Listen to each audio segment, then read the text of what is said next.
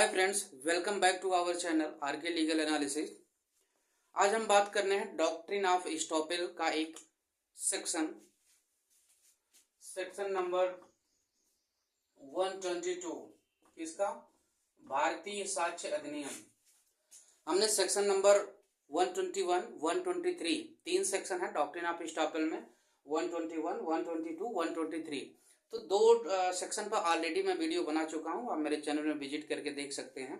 एक सेक्शन बचा हुआ था, लोगों ने कमेंट किया इस पे वीडियो बना दीजिए, तो मैं सेक्शन 122 भी आज कवर कर दे रहा हूँ इस वीडियो में। और ये एविडेंस का जो सेक्शन था, एविडेंस लॉ का जो सेक्शन था वो था 116। ये भारतीय साक्ष्य अधिनियम में सेक्शन 122 में है, लेकिन जो एविडेंस एक्ट में था सेक्शन 116 में था। तो चलिए बात करते। देखिए, वीडियो को ध्यान से देखिएगा। अगर आप लीगल प्रोफेशन में तब भी नहीं है तब भी कोई बात नहीं, क्योंकि बहुत सारी चीजें हम ऐसा कवर करेंगे। क्योंकि अगर आपके पास मकान है, आप उसको किराए पे देना चाहते हैं, तो किन किन सावधानियों को आपको बरतना जरूरी है ताकि फ्यूचर में आपको कोई समस्या न हो। क्योंकि ये सेक्शन उसी से रिलेटेड है, टेनेंट और लैंडलॉर्ड, जो भी किराएदार और मकान मालिक से संबंधित है। एविडेंस लॉ का सेक्शन, और क्या क्या समस्याएं आपको फ्यूचर में हो सकती हैं अगर आप बिना रजिस्ट्रेशन के आप मकान किराए पे दे देते हैं। तो चलिए मैं सेक्शन को शुरू करता हूं। देखिए, ये मेरे पास एक बेयर एक्ट है, भारतीय साक्ष्य अधिनियम। अगर आपके पास हो तो ले लीजिए, नहीं है तो कोई बात नहीं, आप केवल वीडियो को देखते रहिए। देखिए क्या कहता है, estoppel of tenants and of licensee of a person in possession. किसकी बात करता है? यहाँ पे दो व्यक्तियों की बात करता है। पहला कौन है? टेनेंट, ठीक। और दूसरा आपका कौन है? लाइसेंसी।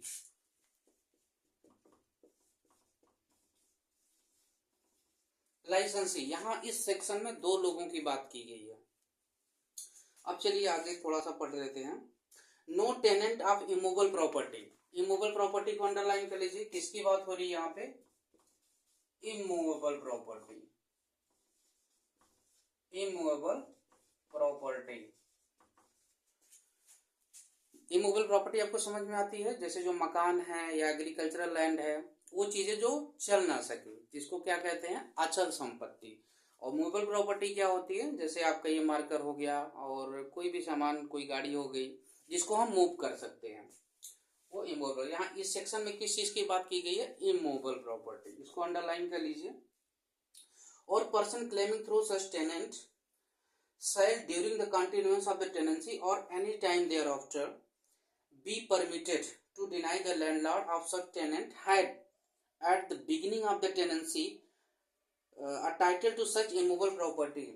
यहाँ तक टेनेंट की बात की गई है। And no person whom came upon any immovable property by the licensee of the person in possession thereof shall be permitted to deny that such person had a title to possession at the time when such license was given।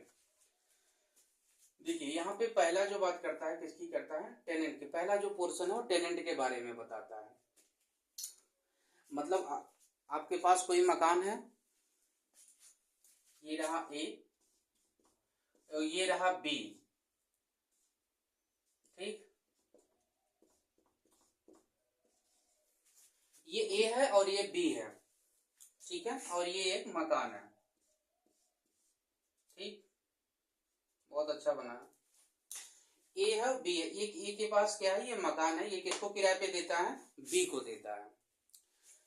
अब यहाँ पे ध्यान से सुनिएगा, कल B अगर इस पे किराए पे रहता है, मान लो 1 साल हो गया, 2 साल हो गया, 3 साल हो गया, इस पे किराए पे रहता है। बाद में कभी अगर ए बी से कहता है कि भैया ठीक है, अब हमें मकान की जरूरत है, अब तक हमें जरूरत नहीं थी तो मैंने आपको किराए पे दे दिया है, लेकिन अब हमें जरूरत है, अब मकान को खाली कर दीजिए। देखिए, डॉक्ट्रिन ऑफ स्टॉपेल जो होता है, स्टॉप किसी को रोकता है कुछ कहने से, तो यहाँ पे वही डॉक्ट्रिन लगेगी। जब मान लीजिए जब ए ने बी से कहा कि आप मकान को खाली कर दीजिए, अब हमें जरूरत है, तो बी क्या कहता है? आप तो इसके ओनर ही नहीं है, आप इस मकान के ओनर नहीं है, इस मकान का ओनर क्या कौन है? कोई और है। तो हमारा जो सेक्शन 116 है बी को रोकेगा, क्या?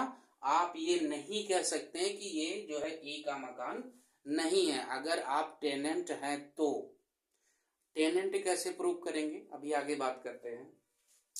तो बी ये कभी भी नहीं कह सकता कि ए के पास राइट नहीं था इस मकान को किराए पे देने के लिए। ये बात चलिए आगे फिर करते हैं इनवॉल्व प्रॉपर्टी। दूसरा इसमें एक पॉइंट और दिया हुआ, person claiming through such tenant. एक तो टेनेंट की बात कर रहा है या कोई और पर्सन जो टेनेंट के जरिए ये बात कह रहा है। जैसे मान लीजिए ये देखिए, मान लीजिए टेनेंट बहुत चालाक है, ठीक है, वो लॉ को जानता है कि हम जो है ऐसा क्लेम नहीं कर सकते बी को, मतलब ए को ये नहीं कह सकते कि ये उसका मालिक नहीं है। उसने क्या किया कि ये पोजीशन जो मकान का है किसी और को दे दिया। ये रहा आपका सी, कौन है, सी। इस मकान का पोजीशन सी को दे दिया, सी से बोला अब तुम केस करो। तो हमारा जो ये 116 है ये बी को भी रोक देगा और सी को भी रोक देगा। जैसे आप कह लीजिए सब टेनेंसी, आपने किसी को मकान किराए पे दिया, उसने किसी और को दे दिया, तो बी जो आपका टेनेंट हुआ, सी क्या हो गया, सब टेनेंट हो गया।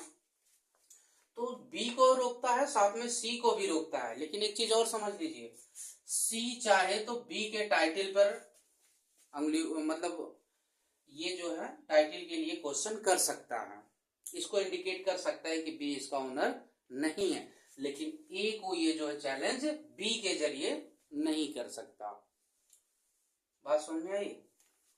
यहाँ पे जो सेकंड पॉइंट लिखा हुआ, और person claiming through such tenant shall during the continuance of tenancy, during the continuance of tenancy, मान लीजिए इसने मकान 10 तारीख को किराए पे दिया, ये 10 तारीख को किराए पे दिया मान लीजिए 2025 में, और ये चलता है मान लीजिए अगले 10 तारीख, और ये चल रहा है आपका, कोई भी डेट ले लेते हैं 2030 तक।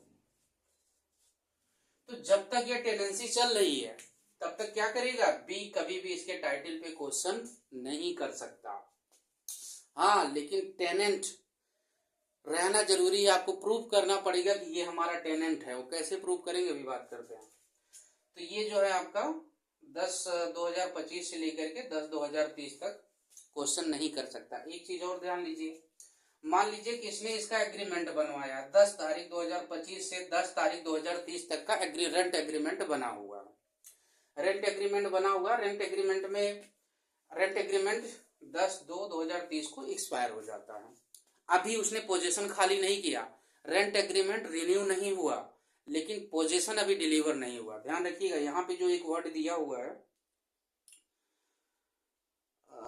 shall during the continuance of the tenancy or any time thereafter, मतलब टेनेंसी का जो एग्रीमेंट था वो तो खत्म हो गया, बट अभी उसने पोजीशन डिलीवर नहीं किया है, उस समय भी वो, मतलब उसके बाद भी ये इसके टाइटल को बी जो है क्लेम नहीं कर सकता, उसके पास टाइटल नहीं था।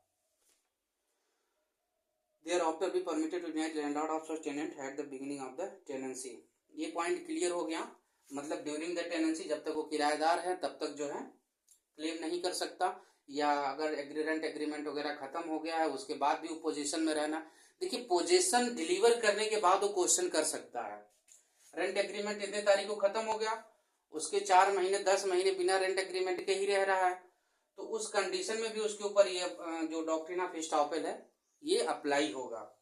लेकिन अगर इसने पोजीशन डिलीवर कर दिया 2, 4, 5 महीने बाद, इसका घर खाली करके ए को दे दिया, अब उसके बाद फिर जो है ये चाहे तो क्वेश्चन कर सकता है, लेकिन उसके पहले ये क्वेश्चन नहीं कर सकता। अब दूसरा पॉइंट ले लीजिए,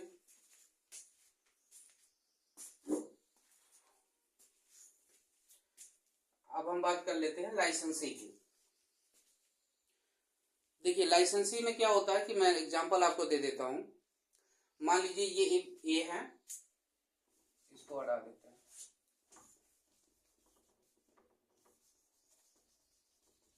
ये ए है, ये बी है।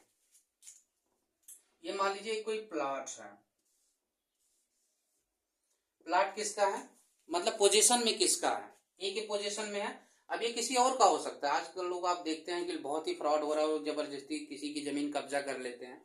ये किसी की जमीन से 40 साल से 50 साल से कब्जा किए हुए हैं, और बी क्या होता है, बी कहता है कि भाई आपका ये प्लाट खाली पड़ा है। लाइसेंस का मतलब होता है कि अनुमति देना, लाइसेंस देना, किस लिए, उसकी जमीन को इस्तेमाल करने के लिए, उसके घर को इस्तेमाल करने के लिए। घर ले सकते हैं, कोई प्रॉपर्टी ले सकते हैं। मान लो ये जहां पे रह रहा है उसके सामने एक प्लाट उसका है, उसके पोजीशन में है, और बी ने कहा कि भाई आपका 1 महीने के लिए प्लॉट हमको चाहिए, कुछ इस्तेमाल करना है या कुछ सामान रखना है, उसके बाद हम हटा देंगे सामान उसमें से। उसके बाद जब 1 महीना बीता तो बी कह रहा है, ए ने कहा कि भाई ठीक है 1 महीने के लिए मैंने दिया था, अब इसको हटा लो अपना सामान। बी कह रहा है ये तो आपका प्लाट है ही नहीं। समझ रहे ना बात को? बी क्या कह रहा है, ये तो आपका प्लाट ही नहीं है, तो आप हमको कैसे कह सकते हैं। तो वहां पे आप डॉक्ट्रिन ऑफ स्टॉपेल को लगा करके बी को क्या करेगा, रोक देगा कि आप ऐसा नहीं कह सकते हैं। हाँ, आपके पास एविडेंसेस होना चाहिए, बिना एविडेंसेस के कोर्ट आपकी बात को नहीं मानेगा। तो जो भी आप काम करते हैं कोशिश करें कि उसका एविडेंस रखें, उसका रिकॉर्ड रखें, उसको राइटिंग में रखें, ऐसे फिर आपको प्रूव करना बहुत कठिन हो जाएगा।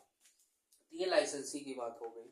अब बात कर लेते हैं, अगर आपके पास मकान है, आप उसको किराए पे देना चाहते हैं, तो सबसे पहले क्या करिए, अगर 1 साल, आज के ज़माने में लोग क्या करते हैं कि 11 महीने का रेंट एग्रीमेंट बनवा लेते हैं। और देखिए, अगर आप अपना मकान किराए पे दे रहे हैं और 1 साल, चूंकि हमारा जो रजिस्ट्रेशन एक्ट कहता है कि अगर आप कोई भी ऐसा मतलब अपनी प्रॉपर्टी को लीज पे दे रहे हैं या किसी को किराए पे दे रहे हैं, 1 साल से ऊपर के लिए दे रहे हैं, तो उसका रजिस्ट्रेशन अनिवार्य है, कंपलसरी है, बिना रजिस्ट्रेशन के आप मत दीजिए। क्योंकि ये जो आपका अप्लाई होगा वो लैंडलॉर्ड और टेनेंट पे ही होगा। अगर लैंडलॉर्ड टेनेंट पे ही होगा, अगर आप प्रूफ नहीं कर पाए कोर्ट में कि ये आपका टेनेंट है, तो ये फिर सेक्शन 116 नहीं लगेगा। अब कैसे, मान लीजिए आजकल लोग ओरल ही किराए पे दे देते हैं। आपका मकान है, ये आपने किसी ए का मकान है, बी को किराए पे दे दिया, कोई रेंट एग्रीमेंट नहीं है, कोई रजिस्ट्रेशन नहीं है, और ये कंटिन्यूअसली जो है उस पर रह रहा है। 10 साल हो गया, 20 साल हो गया, 25 साल हो गया, और उसके बाद फिर इसने बी से कहा खाली कर दो, उसने कहा आप नहीं खाली करेंगे। पैसे जो है आप कैश में ले रहे हैं, कोई रसीद भी आप उसको नहीं दे रहे हैं, तो बाद में आप ये प्रूव करना आपके लिए कठिन हो जाएगा कि ये मकान, ये आपका ए और बी का जो रिलेशन है वो मकान मालिक और किराएदार का है। कोशिश करिए कि चीज़ों को लिखित में करिए। अगर मान लीजिए आपने रजिस्ट्रेशन नहीं कराया है, तो पेमेंट जो आप किराया वगैरह लेते हैं आप अपने अकाउंट में लीजिए और उसको एक रसीद दीजिए हर महीने, जो भी आप किराया, जो भी आप डिसाइड करते हैं दोनों लोग, क्योंकि वो आपको फिर प्रूफ कोर्ट में अगर कभी ऐसा क्वेश्चन उठता है तो आपके लिए जो प्रूव करने में बहुत ही सहायक होगा, ताकि आपको फ्यूचर में कोई समस्या का सामना न करना पड़े। और एग्जांपल ले लेते हैं इसका। मान लीजिए, जैसे मान लीजिए ये एक व्यक्ति है, ये इसका मकान है और ये बी है, ये इसका किराएदार है। ए ने क्या किया, किसी को विल कर दिया। विल का मतलब किसी को वसीयत लिख दिया। वसीयत जानते हैं, किसी के डेथ के बाद ही वसीयत अप्लाई होती है। ये ने सी को विल दे दिया कि ये प्रॉपर्टी हमारे मरने के बाद तुम्हारी होगी। अब बी वहां भी क्वेश्चन नहीं कर सकता, क्या, कि अब तो आपकी प्रॉपर्टी ये है ही नहीं, आप इसके मालिक हैं ही नहीं, तो आप हमको कैसे कह सकते हैं खाली से। तो ये सारे क्वेश्चन जो है भी नहीं कर सकता। बाकी सारे पॉइंट आपके क्लियर हो चुके होंगे। और एग्जाम्पल देखिए कि इसका एग्जाम्पल और हम बता देते हैं। जैसे मान लीजिए कि ए और बी दोनों, क्या हुआ, ये बी जो है इस जो घर है इस प्रॉपर्टी में रह रहा है, काफी लंबे समय से रह रहा है, या जो भी रह रहा है। बाद में ए ने कहा ठीक है घर को खाली कर दो। बी इविक्शन का सूट फाइल कर दिया, सिविल सूट फाइल कर दिया बी के खिलाफ, बी खाली नहीं कर रहा है। बाद में बी कोर्ट में गया, वहां पे दो बातें कह रहा है। स्टॉपेल का क्या मतलब है कि आप एक ही साथ दो बातों को नहीं कह सकते। एक तरफ आप कह रहे हैं कि आप किराएदार है, फिर आप एक तरफ कह रहे हैं कि वो मकान मालिक नहीं है। तो एक तरफ आप समर्थन कर रहे हैं, दूसरी तरफ आप विरोध कर रहे हैं। तो ये जो मान लीजिए कोर्ट गया, तो इसने कहा कि देखिए, क्योंकि हर स्टेट का अलग अपना जो है रेंट कंट्रोल एक्ट है, उत्तर प्रदेश का अलग है, मध्य प्रदेश का अलग लोकल लॉ जो उसको कंट्रोल करता है। तो बी जो है गया कोर्ट में, उसने ये कहा कि आपने जो, चूंकि कंट्रोलर की परमिशन लेनी होती है एविक्शन करने के लिए, तो कोर्ट से पहले तो इसने कहा कि बी इसका ओनर नहीं है कोर्ट में। फिर वहीं पे उसने दूसरी बात, मान लीजिए बी बोलता है कि आप कंट्रोलर की परमिशन आपने लिया ही नहीं। क्रॉस एग्जामिनेशन में मान लो ये बातें निकल के अगर आती हैं क्रॉस एग्जामिनेशन पे ऑलरेडी मैंने एक वीडियो बना रखी है, आप हमारे चैनल में जाके देख सकते हैं। मान लीजिए बी जाकर के कोर्ट में ये कहता है फिर कि सर इन्होंने बिना कंट्रोलर की परमिशन के इविक्शन का सूट फाइल कर दिया, तो वहां पे एक तरफ वो कह रहा है कि मकान मालिक नहीं, एक तरफ कह रहा है आप कंट्रोल जो रेंट एक्ट है उसके प्रोविजन को फॉलो करिए, तो कोर्ट इसको क्या करेगा, मना कर देगा। आप एक ही साथ एक तरफ वो कह रहे हैं कि मकान मालिक नहीं, फिर आप कह रहे हैं कि आप जो है ये एक्सेप्ट करते हैं कि हाँ मान लो मैंने इनको, जैसे मान लीजिए ए को किराया ना दे करके ए के पिता को किराया मैं दे रहा था, भाई रिसीव तो यही कर रहा था ना। अगर ए ने बी को प्रॉपर्टी किराए पे दी है, तो अगर ए के डेथ के बाद जो है अगर मान लीजिए डी के नाम आती है, तो ये जो स्टॉपेल है मतलब ए की तो हेल्प करेगा, साथ में डी की भी हेल्प करेगा। बी इसको भी जो है डिनाई नहीं कर सकता कि डी इसका ओनर नहीं है। तो आशा करता हूं कि ये डॉक्ट्रिन ऑफ स्टॉपेल का डाउट आपका क्लियर हो गया होगा। फिर भी कोई क्वेश्चन आपका वीडियो से रिलेटेड है तो आप हमको कमेंट में बताइएगा। वीडियो पसंद आई है तो चैनल को लाइक करिए, और चैनल को जो है सब्सक्राइब करिए, वीडियो को लाइक करिए और अपने दोस्तों के भी साथ शेयर करिए ताकि उनको भी मदद मिल सके। और मिलते हैं फ्रेंड्स अगली वीडियो में, तब तक के लिए नमस्कार।